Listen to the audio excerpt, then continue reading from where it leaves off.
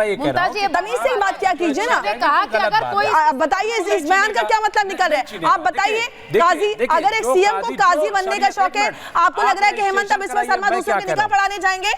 अब मेरी बात सुनिए। नहीं तो आप बोलिए ना, उनके बयान से क्या मतलब निकल रहा है? महिला समर्थन में बोलती क्योंकि उसे पता है कि उसका हक मिल रहा है, तो आप लोग बताइए ना, अगर एक महिला मुखालिफ तो हूं नहीं तो आप बोलिए ना इस बयान का मतलब क्या है, आप डिकोड कीजिए। आप बहुत जवाब दे रहे। मैं बता रहा हूँ, सबसे पहले आपने कहा कि काजी का सारा इख्तियार छिन जाएगा। नहीं, उनको ऐसा लग रहा है, उनको, मुझे ऐसा नहीं लग रहा। मुझे तो पता है कि काजी का काम होता है निकाह पढ़ाना। गलत बोल रहे हैं, उनकी पैरवी तो करने आए नहीं, पैरवी नहीं करी, बट ऐसे बयान उनकी पैरवी तो करने आए नहीं हूं। और वो अपनी बपौती रखते हैं। बाकी जो CM all India Muslim person नौ चढ़ा रहे हैं, कैसा चलाते हैं, पैरेलल जुडिशियल सिस्टम देश में चला रहे हैं, वो शरिया अदालत चलाती है मुंबई में, जो महिलाओं की महिलाओं का भविष्य उनकी नाराजगी अंबर की है ना, ये बहुत सी मुस्लिम महिलाओं की है, ये बहुत सी मुस्लिम महिलाओं की है, उनकी आवाज आप चुप करा देते हैं। यहाँ पर कुछ नहीं होने वाली, यहाँ नहीं होगा। अच्छा, मैं एक और चीज दिखाना चाह रही हूँ, मुमताज जी एक मिनट। मैं सिर्फ काजी की बात नहीं कर रही हूँ, मैं एक और दिखाना चाह रही हूं तस्वीर कि किस तरह से जब बात असम में होती है और बात रजिस्ट्रेशन, शादी के रजिस्ट्रेशन की होती है, तो उसे यूसीसी का रास्ता कहा जाता है और कहा जाता है इसीलिए हम सड़कों पर उतरेंगे। मैं वो बयान भी दिखा रही हूं स्क्रीन पर। लेकिन इसी के साथ साथ वक्फ को लेकर भी जो बात कही जा रही है, उसको लेकर भी एक धमकी आ गई है। अब उसे लेकर धमकी जमीयत ने दी है, जो आप इस वक्त स्क्रीन पर देख रहे हैं। मौलाना अरशद मदनी ने जो बड़ा बयान दिया है, वरुण जी आप भी सुनिए, अजय जी आप भी सुनिए, वो क्या कह रहे हैं वक्फ बिल पर कि मस्जिदों पर कब्जा करने की कोशिश है, हमारी जमीन लूटने की कोशिश है, जमीनों के कागजात कहां से हम लाएंगे, ये भी कह रहे हैं। और ये भी कह रहे हैं कि सरकार से लड़ाई हम करेंगे, दबाव भी डालेंगे, ये भी ठीक है। लेकिन ये कह रहे हैं बात नहीं मानी तो धमकी भी दे रहे हैं। वो कह रहे हैं इतनी संख्या में मुसलमान सड़कों पर उतरेंगे, उनको इकट्ठा करेंगे और सरकार और हुकूमत से लड़ाई लड़ेंगे, भीड़ इकट्ठा करके जवाब मांगेंगे। अब सीधा आप समझ रहे हैं अजय जी कि जिस तरह से अरशद मदनी का ये बयान आया है कि मुसलमानों का नुकसान चाह रही है ये सरकार, और अगर ये नहीं सुनेगी तो फिर इंडिया वाली सरकार बनेगी और फिर वो बदलाव करेगी, यानी इंडिया गठबंधन की सरकार बनेगी और वो बदलाव करेगी, आप नहीं सुनेंगे तो सरकार उखाड़ फेंकने की धमकी है। अजय जी, खैर ये सरकार उखाड़ फेंकने की मंशा और इनकी धमकी कोई नई बात नहीं। इन्हीं के भाई बंधु राकेश टिकैत ने भी कल एक वैसा ही बयान दिया था कि जब दिल्ली में 25 लाख किसान घुसे थे तो लाल किले की जगह संसद पे चले जाते तो उसी दिन काम हो जाता। ऐसे ऐसे है, इनकी मंशा है, सरकार सजग है। लेकिन इन लोग को एक बात बता दूं कि ये बांग्लादेश या पाकिस्तान नहीं है। इस तरह की गलत हरकत करने की सोचिएगा भी मत, क्योंकि तब देश की जनता ही आपको ऐसा तोड़ेगी कि आपका पूरा विश्वास हिल जाएगा। ये काम करने की गलती से भी ना सोचे, मेरी सलाह है। अभी मुझे कहा गया कि अजय लोग झूठ फैला रहे टीवी पे। क्या ये सही नहीं है कि वक्फ के बोर्ड में वक्फ जिस जमीन को अपना कह देगा, आप उसके लिए कहीं मुकदमा नहीं कर सकते हैं? आपको अपील भी करना है तो वक्फ के बोर्ड में ट्रिब्यूनल में अपील कीजिए, और ट्रिब्यूनल के फैसले को कोई रिव्यू नहीं कर सकता है। 65,972 मामले वक्फ के ट्रिब्यूनल में लंबित हैं। 4 लाख एकड़ से ऊपर जमीन पर आज मदनी जी कह रहे हैं 3 लोग नहीं बोलेंगे ना एक साथ। अब अगर जवाब साहब बोल रहे हैं तो उन्हें बोलने दीजिए। जवाब साहब और अजय जी को स्क्रीन पे लीजिए। हाँ,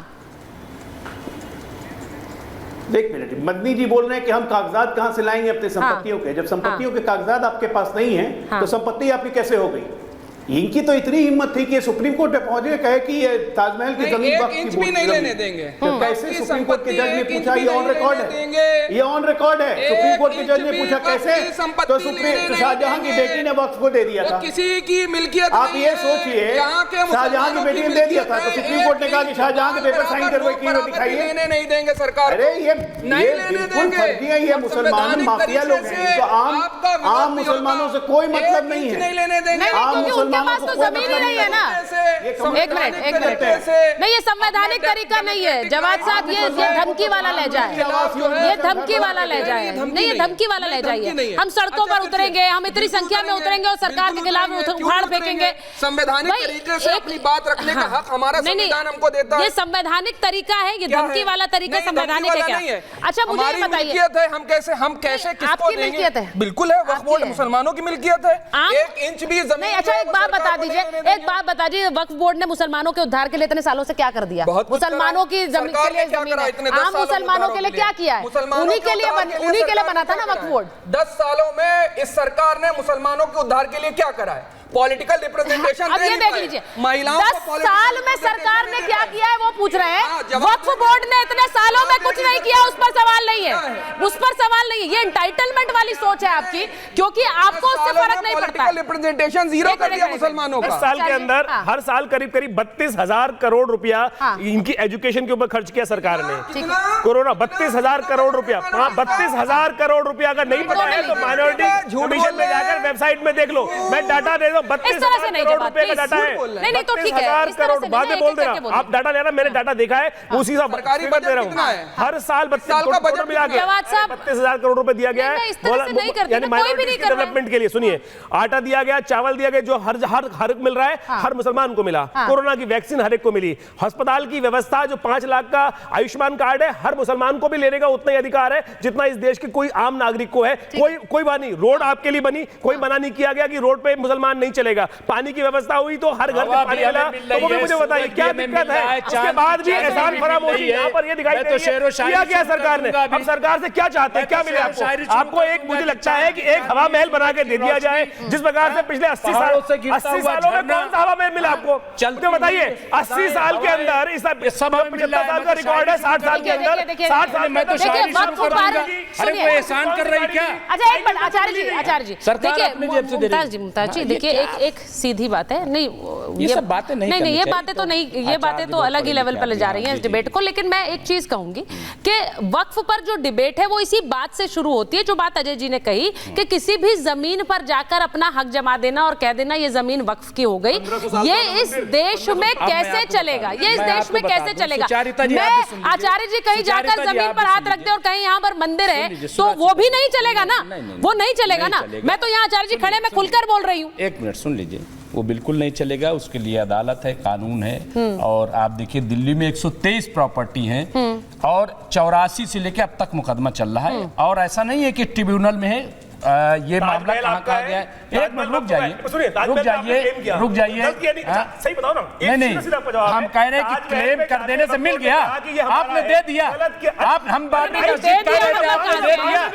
हम बाबरी मस्जिद कह रहे थे, आपने दिया क्या? बड़ी विचित्र, आप तो हर एक दे रहे हैं, पार्लियामेंट में कह दिया कि जमीन हमारी है। हाँ बिल्कुल, जो हमारी ताजमहल तो है भाई, कागज क्यों नहीं दिखाओगे? ताजमहल आप दावा करेंगे, राष्ट्र का नहीं है, राष्ट्र का नहीं है, राष्ट्र का नहीं है, तो राष्ट्र के हम राष्ट्र करें। अगर मान लीजिए हम दावा कर रहे हैं तो हम हिंदुस्तानी दावा कर रहे हैं। अरे भाई आप हिंदुस्तानी नहीं, एक सेकंड, दिक्कत क्या है? हिंदुस्तानी, एक हिंदुस्तानी, अरे भाई आपकी जमीन नहीं ली जा रही है।